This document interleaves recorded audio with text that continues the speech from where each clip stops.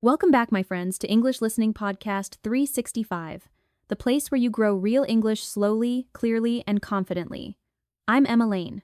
Today, I'm inviting you into a focused session that promises more than just definitions, it promises durable memory. In the next few minutes, we'll walk step by step through a method that transforms new vocabulary from strangers you forget into friends you keep for life. You'll hear natural examples, you'll repeat with me, and you'll discover exactly how to make each word part of your everyday speech. Settle in, breathe, and get comfortable. This is practical training you can use today. With that promise on the table, let's move to the core idea that powers everything you're about to learn. Before we practice, here's the truth that changes everything. Forgetting words quickly doesn't mean you're lazy or bad at languages. It usually means your brain didn't learn the word deeply enough. Words you see once in a list are like unfamiliar faces. You pass on a busy street, easy to overlook and easy to lose. In contrast, words that you hear, say, read, and connect to real moments become familiar companions. They stick because your brain recognizes them as useful, meaningful, and alive. The secret, then, isn't more flashcards or longer lists. It's deeper engagement. You need context, repetition that feels natural, and links to your life. You need to build sentences, speak them aloud, and revisit the word across different situations so your brain files it under important.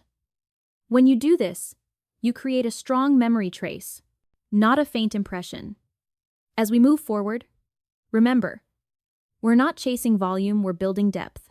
One word deeply learned is worth 10 words barely touched. Hold that principle in your mind as we shift from theory to action, starting with our first technique using real, lifelike sentences that you could actually say today. Our first technique is simple and powerful. Never learn a word in isolation. Learning the word charge by saying charge, charge, charge gives your brain almost nothing to hold on to. Instead, put the word inside real sentences. Sentences that sound like you. Try this. I need to charge my phone. That's a sentence you can use anywhere. Now extend it. I need to charge my phone before I leave the house. The time marker adds context, which adds memory. Try a past tense angle. I couldn't call you, my phone wasn't charged. Now, make it practical and social. Excuse me, is there a place to charge my phone here? Notice how each sentence places the word in a different spot, with different grammar and a different purpose. Your brain sees charge as an action you do, a state your phone has, and a request you make in public. That variety makes the word flexible, and flexibility creates recall. Speak each sentence aloud, picture the situation, and adjust the sentences so they feel like your voice. Maybe you're at the airport, a cafe, or a classroom. Say the sentence that fits your day. By the time you've used charge in 3 to 5 authentic ways, you're not memorizing a dictionary line, you're building a living tool. With that tool in your pocket, let's broaden your range using 2 everyday words that show up in travel, school, and daily life. To strengthen your sentence muscle, let's work with delay and borrow, 2 words you'll meet in real conversations. Start with delay. It describes something happening later than expected. Say, there was a delay at the airport. You can feel the situation, people waiting, announcements, changed plans. Try a cause and effect version. The train was delayed because of the snow. You've added a reason, which helps memory stick. Try a polite apology. Sorry for the delay, my meeting ran late. Now delay lives in travel, weather, and work. When a word works across scenes, your brain decides it's valuable. Switch to borrow, which means taking something for a short time and giving it back. Ask, can I borrow your pen? That's close, personal, and useful. Give a factual example. I borrowed a book from the library. Then add a real-life twist. He borrowed my bike and didn't return it. This range request, routine, and problem lets borrow become active in your memory. If you want to go deeper, vary the grammar and perspective. Could I borrow your charger for 5 minutes? She borrowed my notes before the test. I don't mind if you borrow my headphones, as long as you bring them back. Each sentence is a mini story with characters, time, and purpose. Here's the practice pattern you can reuse. Choose one word, create a neutral sentence, a reason-based sentence, and a personal consequence sentence. For delay. There was a delay. It was delayed due to weather. That delay made me miss my connection. For borrow. Can I borrow it? I borrowed it from the library. He borrowed it and forgot to return it. Speak them slowly. Visualize the moment and tweak the details to match your life. This is how you turn vocabulary into speech you can trust. With your sentence engine warmed up, let's add another layer pairing sentences with vivid imagery to make meaning unforgettable. Words grow roots when they connect to pictures in your mind, so let's combine sentences with imagery using the word messy. Start simple. My desk is messy. Now pause and actually see it, the papers, the cables, the cup with pens. Next, her hair looks messy today. Imagine the texture, the wind, the morning rush. Finally, the kitchen was messy after the party. Hear the clinking plates, see the crumbs, feel the sticky counter. Each image gives the word weight and color, turning abstract meaning into a scene your brain can replay. If you want extra power, place yourself inside the picture. Open a drawer on that cluttered desk. Tuck a strand of that messy hair. Carry dishes through that kitchen. The more senses you involve sight, sound, touch, the deeper the imprint. Finish by rewriting one line in your own voice. I can't focus when my desk is messy. Or, I spent an hour cleaning the messy kitchen. Now the word isn't just defined, it's lived. Keep this picture plus sentence method ready as we move to a quick daily routine that keeps your progress steady. Here's your simple daily habit.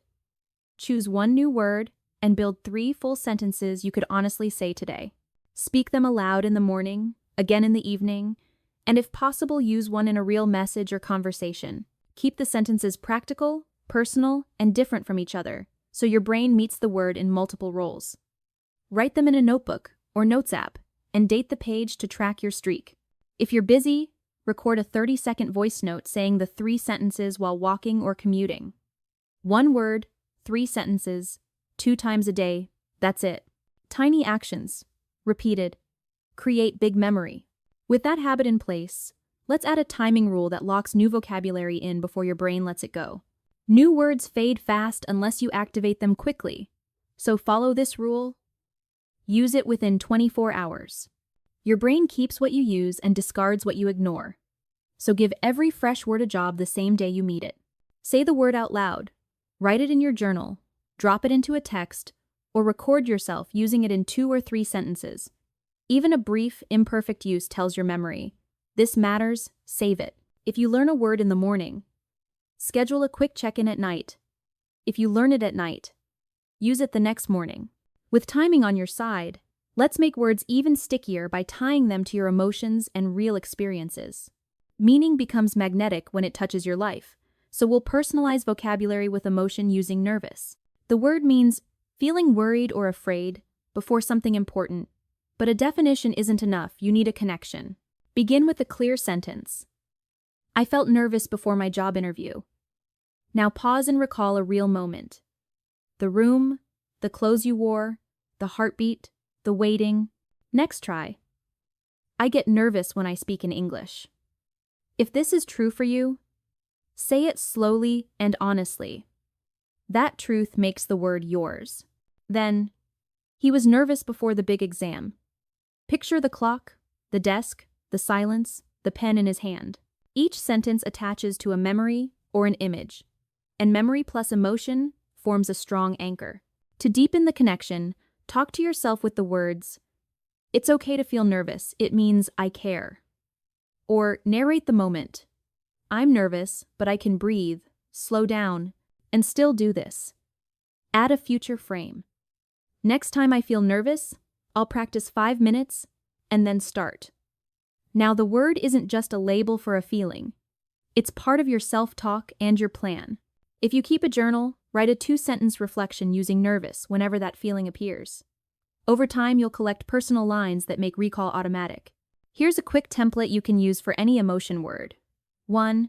Name the feeling in a true sentence. 2. Picture a moment when you felt it. 3. Coach yourself using the word. 4. Plan one small action you'll take next time. For nervous, I'm nervous about tomorrow's presentation. I remember the last time my hands shook. I tell myself I can pause and breathe.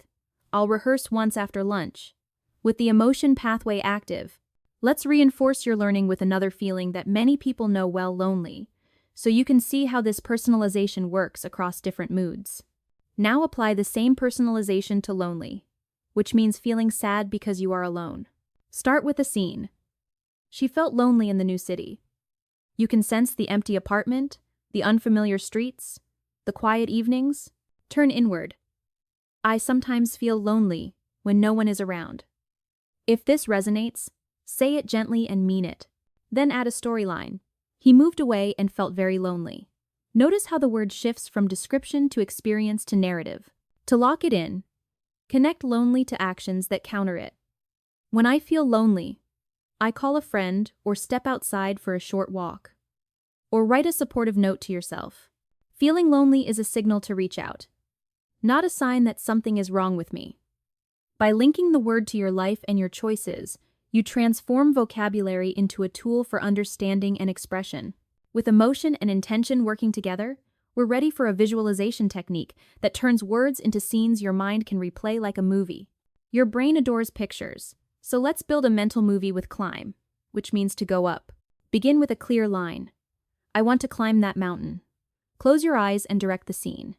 The air is cool, the path begins at a wooden sign, your backpack settles on your shoulders. See your boots touch gravel. Hear your breath. Feel the slope. Repeat the sentence once more while the picture plays. Next line. We climb to the top of the hill. Shift the camera to a wider view. Friends beside you, easy laughter. The path curving as trees thin and the sky opens. Now change the actor and speed. The child climbed the tree quickly. Imagine small hands gripping bark, a sudden giggle, leaves shaking in the sunlight. With 3 sentences, the word climb now lives in different bodies, speeds, and settings. To deepen the movie, add sensory layers. The texture of rock under your palm, the warmth of sun on your neck, the quiet between steps. Insert micro actions. Tightening a strap, sipping water, checking the map. Vary time. You climb at dawn when the air is fresh. You climbed yesterday and your legs are pleasantly tired. You will climb again next weekend because the view was worth it. Vary purpose. You climb to reach a goal, to test yourself, to clear your mind. Vary point of view. She climbed steadily while I paced myself. They climbed as a team, sharing snacks and stories. Every variation feeds your memory a new angle. Now, rehearse a quick loop you can use for any action verb. 1. Speak a simple sentence with the verb. 2. Direct a vivid scene. 3. Repeat the line inside the scene. 4. Shift tense, speed, and actor. 5. Add 2 details you can feel or hear. For climb, I want to climb that mountain. Boots crunch, wind rises. We climb to the top of the hill. Voices echo, view expands. The child climbed the tree quickly. Leaves rustle, bark scrapes. If you like drawing, sketch a tiny frame from your movie in a notebook. If you like movement, mime the action with your hands for 5 seconds. The more channels you engage voice, sight, touch, the longer the word stays. With visualization working for you, you can turn any new term into a replayable scene. Keep this mini-movie technique in your toolkit as we move to our final strategy. Learning in connected clusters so that each word supports and triggers the others. Random vocabulary can feel like puzzle pieces from different boxes, so we'll group words by topic to build strong networks.